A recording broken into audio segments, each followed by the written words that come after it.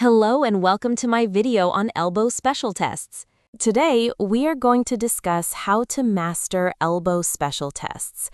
This overview highlights the importance of goniometry, physical exam, specialized tests, and diagnostic accuracy in the evaluation of elbow conditions. Now, let's discuss key elbow landmarks for palpation and testing.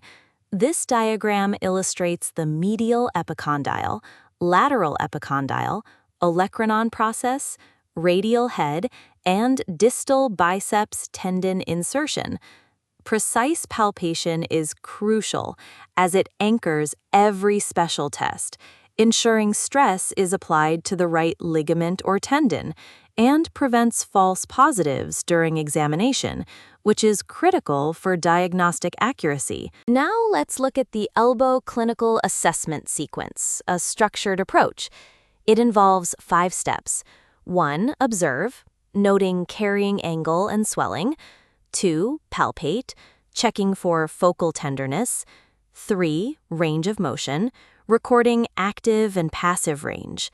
4. Resisted isometrics, testing resisted movements. 5. Special tests, applying specific maneuvers.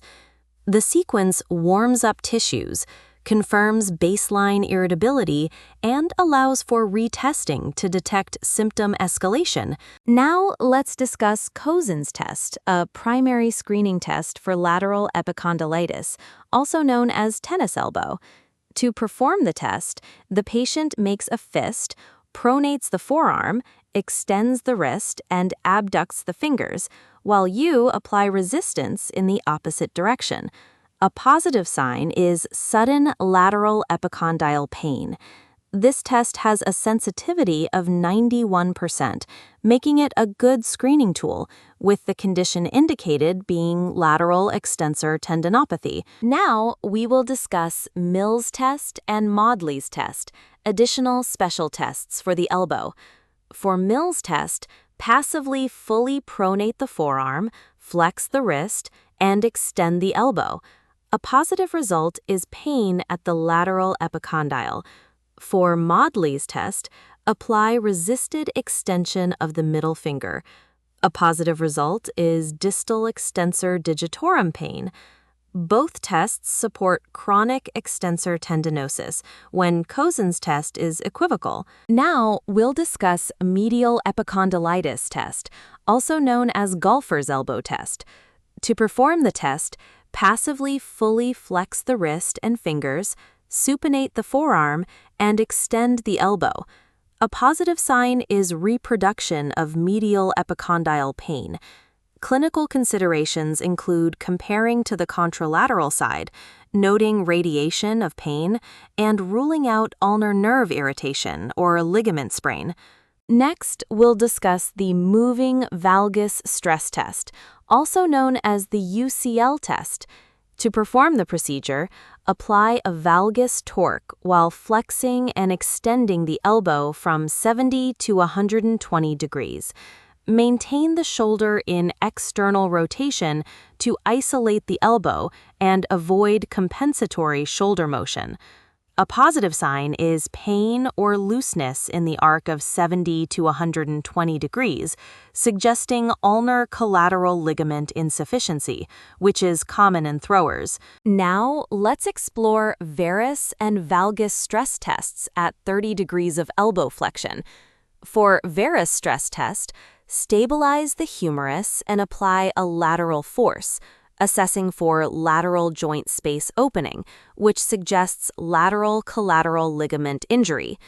For valgus stress test, stabilize the humerus and apply a medial force, assessing for medial joint space opening, which suggests ulnar collateral ligament injury. Both tests support a collateral ligament tear or insufficiency and should be compared to the contralateral side. These tests are critical for grading ligament injuries and determining if the injury is treatable non-surgically or requires surgery. Now, we will examine posterolateral rotatory instability tests. The chair test, performed in awake patients, involves the patient pushing up off a chair with their elbows supinated. A positive sign is posterior instability, apprehension, or pain. The pivot shift test, performed under anesthesia, involves applying a valgus stress and an axial search during elbow flexion. It reproduces the radial head subluxation and confirms the clinical instability. Now we will assess the distal biceps tendon with hook test and biceps squeeze test. For hook test, the patient flexes their elbow and supinates, and you attempt to hook the distal biceps tendon with your index finger. A positive test is lack of hooking, indicating a distal biceps tendon tear.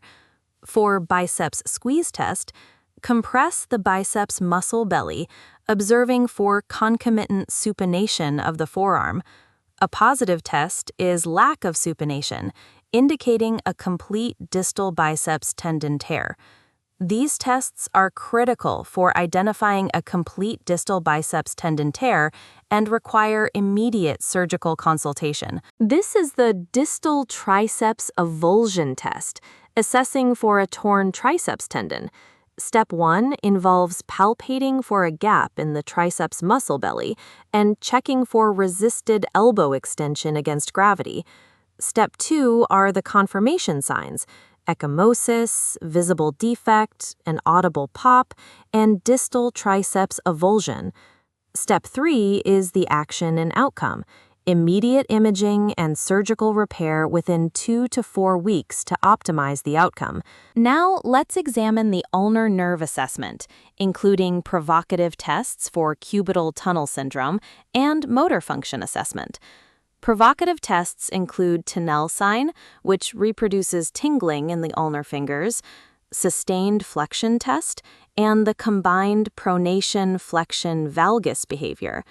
Motor function assessment includes observing for motor compromise and the presence of Frohman's sign, which indicates compensatory thumb positioning during key pinch, potentially needing nerve splinting or surgical release.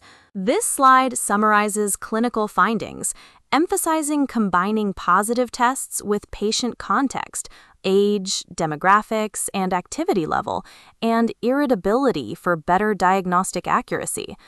It shows clusters for each compartment. Lateral compartment suggests extensor tendinopathy, medial compartment suggests ligament injury, and anterior compartment suggests biceps rupture.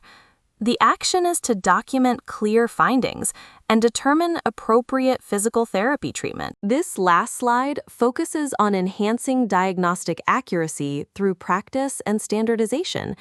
It recommends practicing tests on asymptomatic elbows, using objective tools like goniometers for angle consistency, and integrating and quantifying progress by retesting after treatment. Consistency and objective measurement are key to mastering special tests. Thank you for watching. I hope this video was helpful.